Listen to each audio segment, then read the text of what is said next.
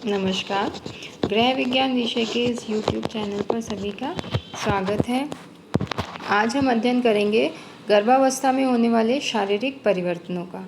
इससे पहले के वीडियो में जैसा कि हमने चर्चा करी थी, गर्भावस्था में होने वाले जो शारीरिक परिवर्तन हैं, कुछ परिवर्तनों की चर्चा हम पहले कर चुके हैं। जैसे गर्भवती स्त्री के वजन में वृद्धि होती है, क्यों होती है, क्या इसके कारण हैं, इन सब की चर्चा हमने की थी। उपापचयात्मक परिवर्तन या मेटाबॉलिक चेंजेस जो बॉडी में देखे जाते हैं, इसी के साथ पाचन क्रिया में परिवर्तन होता है, मूत्र उत्सर्जी संस्थान में परिवर्तन होता है। इन बिंदुओं पर हम चर्चा कर चुके हैं। आगे आज हम पढ़ेंगे रक्त परिसंचरण में क्या परिवर्तन होते हैं। तो इस अवस्था में जो गर्भवती स्त्री है उसकी रक्त का जो वॉल्यूम है, ब्लड वॉल्यूम है, वो इंक्रीज़ हो जाता है और ये लगभग सामान्य स्थिति से 30% तक बढ़ जाता है। तो ब्लड वॉल्यूम बढ़ने के कारण ये भी एक कारण है जिसकी वजह से गर्भवती माता का वजन में वृद्धि होती है। और ब्लड वॉल्यूम जब इंक्रीज़ होता है तो हीमोग्लोबिन का परसेंटेज प्रोपोर्शनेटली कम हो जाता है। तो इस अवस्था में जो हीमोग्लोबिन लेवल है, अगर वो 11 से लेकर 13 के बीच में रहता है गर्भवती महिला का, तो वो सामान्य माना जाता है। और अगर सामान्य महिला का जो हीमोग्लोबिन लेवल है वो 12 से लेकर 14 ग्राम पर 100 ml नॉर्मल माना जाता है। तो गर्भवती माता का हीमोग्लोबिन लेवल अगर 11 से कम आता है तो वो उस स्थिति में वह रक्त अल्पता से पीड़ित हो जाती है। इसी के साथ गर्भावस्था में जो सिस्टोलिक ब्लड प्रेशर है और जो डायस्टोलिक ब्लड प्रेशर है वो भी इंक्रीज़ हो जाता है। और अगर ये बढ़ जाता है तो पहले प्री एक्लेम्शिया की स्थिति उत्पन्न हो जाती है। और अगर यह जो नॉर्मल ब्लड प्रेशर से अगर ब्लड प्रेशर लगभग 200/110 मिलीमीटर Hg के आसपास तक बढ़ जाता है तो ये एक्लेम्शिया की स्थिति उत्पन्न हो जाती है। और इस स्थिति में जो गर्भवती महिला है उसे फिट्स आने लग जाते हैं और वो बेहोश भी हो सकती हैं। तो यह स्थिति गर्भवती महिला एवं उसके गर्भस्थ शिशु दोनों के लिए हानिकारक होती है।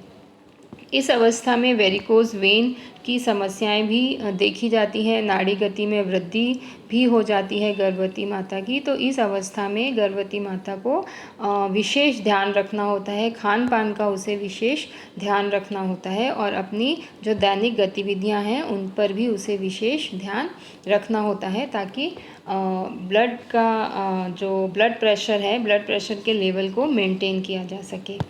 इसके अतिरिक्त जो अन्य परिवर्तन देखे जाते हैं, श्वसन संबंधी परिवर्तन। गर्भावस्था के अंदर जो गर्भवती माता है उसका प्रसव का समय जैसे जैसे नज़दीक आने लग जाता है, श्वसन क्रिया में एक उथलापन आने लग जाता है जिसको हम शैलो ब्रीथिंग कहते हैं। तो इस अवस्था में जो गर्भवती माता है वो अगर उसकी जो सांस है वो चढ़ने लग जाती है। अगर वो ज़्यादा काम करती हैं, तेज़ चलती हैं, सीढ़ियाँ चढ़ती हैं तो वो हाँफने लग जाती हैं और उसकी जो सांस है वो तेज़ चलने लग जाती है।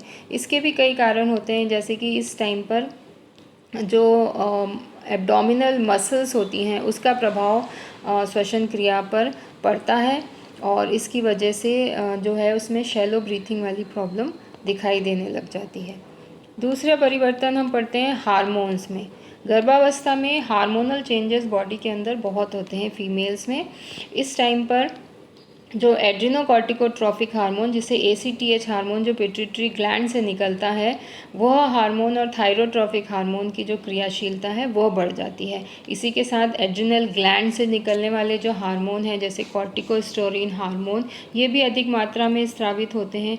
इन सब हार्मोन्स की वजह से कई परिवर्तन गर्भवती माता के शरीर में देखे जाते हैं। जैसे इन सब का इफ़ेक्ट होता है, इनसे पेशियाँ जो होती हैं उनमें खिंचाव होता है और उसकी वजह से जो स्किन है उस पर इफ़ेक्ट देखे जाते हैं, उस पर धारियाँ सी बनने लग जाती हैं। इसके अलावा जो प्रोजेस्टेरोन हार्मोन है इस अवस्था में वो भी अधिक मात्रा में स्रावित होता है और इस हार्मोन की वजह से शैलो ब्रीथिंग वाली प्रॉब्लम जो प्रेग्नेंट लेडीज़ हैं उनमें देखी जाती है।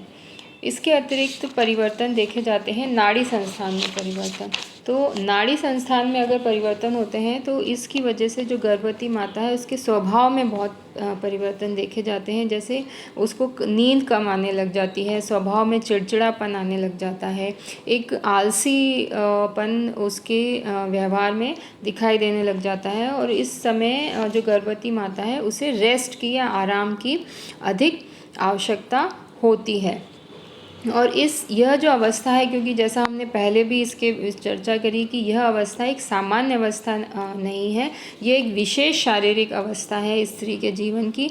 तो इस समय उसमें थोड़ा सा मानसिक तनाव, भय, चिंता, सिर दर्द आदि की समस्याएं भी उसमें देखने को मिलती हैं। और इस अवस्था में जो गर्भवती महिला है उसको स्वेटिंग भी बहुत ज़्यादा होती है, पसीना ज़्यादा निकलता है, प्यास ज़्यादा उसको लगने लग जाती है, बार बार मूत्र को त्यागने की इच्छा होती है, क्योंकि इस जो हमने पहले पढ़ा था मूत्र संस्थान में भी परिवर्तन आते हैं।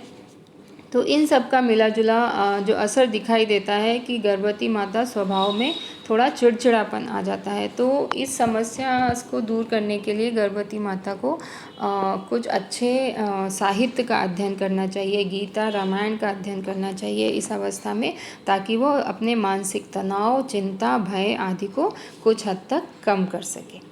इसके अतिरिक्त जो परिवर्तन और देखे जाते हैं, जैसे त्वचा में होने वाला परिवर्तन, तो त्वचा में जो परिवर्तन होते हैं इसमें त्वचा में जो रक्त में मेलानोसाइट स्टिमुलेटिंग हार्मोन एक होता है जो कलर को इफ़ेक्ट करता है, स्किन के कलर को इफ़ेक्ट करता है। तो इस स्टेज में जो गर्भवती माता है उसकी जो स्किन में है उसमें स्किन क्योंकि खिंचती है, जब गर्भाशय का आकार बढ़ता है, साइज़ इंक्रीज़ होता है तो स्किन खिंचती है और वहाँ पर धारियाँ सी बनने लग जाती हैं। और यह धारियाँ एब्डोमिनल एरिया में और थाइज़ के एरिया में ज़्यादा दिखाई देती हैं। और इन जो धारियाँ बनती हैं इन्हें स्ट्रेच मार्क्स बोला जाता है।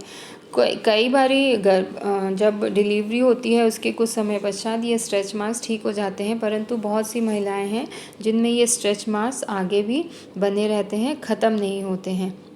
तो ये देखने में थोड़े भद्दे से दिखाई देते हैं।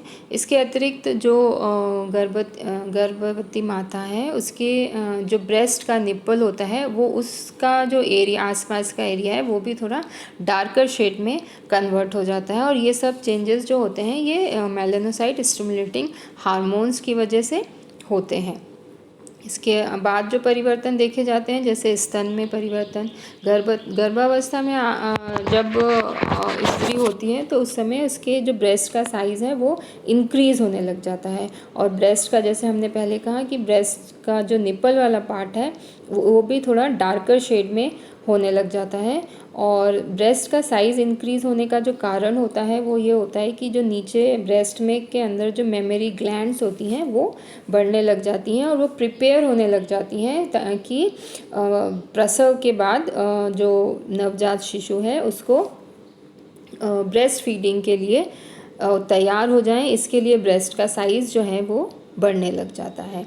तो इस प्रकार यह जो परिवर्तन है ये गर्भवती माता के शरीर में देखे जाते हैं और इन परिवर्तनों के साथ ही उन्हें एडजस्टमेंट बिठाना होता है। तो इस प्रकार यह शारीरिक परिवर्तन यहीं समाप्त होते हैं। इसके अगले अध्याय में हम पढ़ेंगे कि गर्भवती माता को किन किस प्रकार के पोषक तत्वों की आवश्यकता होती है। धन्यवाद।